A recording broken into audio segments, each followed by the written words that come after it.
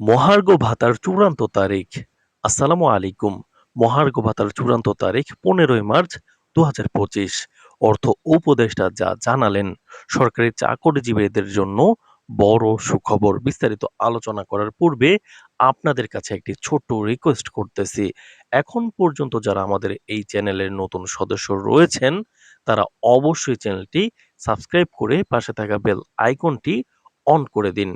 ১ March ২০২৫ থেকেই কর্মবিরতিতে যাওয়ার ঘোষণা ছিল ১১তম থেকে ২০তম গ্রেডের সরকারি চাকরিজীবীদের।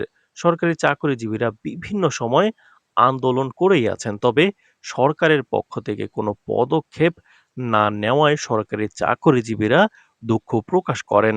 শেষ পর্যন্ত সরকারি চাকরিজীবীরা ৭ দফা দাবি লিফলেট বিতরণ করা শুরু করেন গত ২৬ ফেব্রুয়ারি থেকে। এরপর তাদের ১ মার্চ থেকে নতুন কর্মবিরতিতে যাওয়ার একটি ঘোষণা দেওয়া হয় আনুষ্ঠানিকভাবে।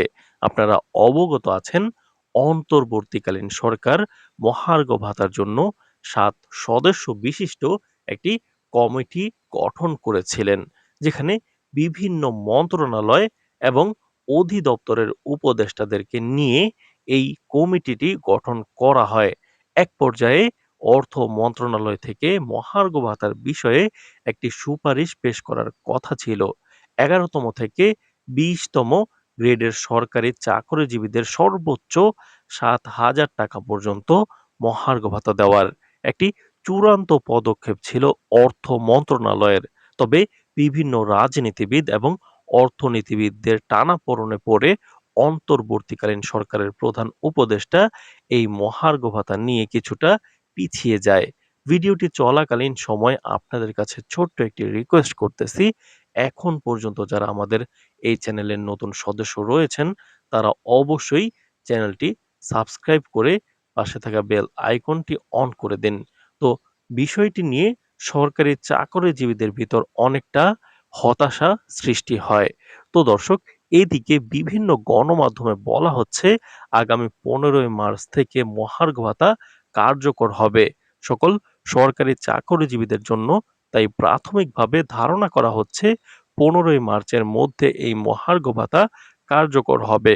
তো বন্ধুরা, যারা সরকারি চাকরিজীবী রয়েছেন, তাদের জন্য শুভ কামনা রইল। আগামী ১৫ই মার্চ থেকে মহার্ঘ ভাতা কার্যকর হবে সকল সরকারি চাকরিজীবীদের জন্য। ইতিমধ্যেই বিভিন্ন গণমাধ্যম থেকে এই ধরনের তথ্য প্রকাশিত হচ্ছে। তবে এই ধরনের তথ্যের কোনো ভিত্তি না থাকলেও ধারণা করা যাচ্ছে আগামী ১৫ মার্চ থেকে মহার্ঘ ভাতা কার্যকর হবে সকল সরকারি চাকরিজীবীদের জন্য। যারা সরকারি চাকরিজীবী রয়েছেন, তাদের জন্য শুভকামনা। তো বন্ধুরা, আজকের এই ভিডিওটি এ পর্যন্ত।